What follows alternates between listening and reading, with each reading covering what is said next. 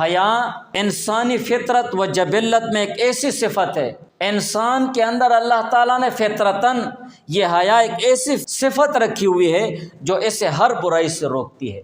اگر ہم معاشرے میں کوئی برائی کرنے سے رکتے ہیں، کوئی غلط اور ناجائز کام کرنے سے پیچھے ہٹتے ہیں، تو وہ اس صفت حیا کی وجہ سے۔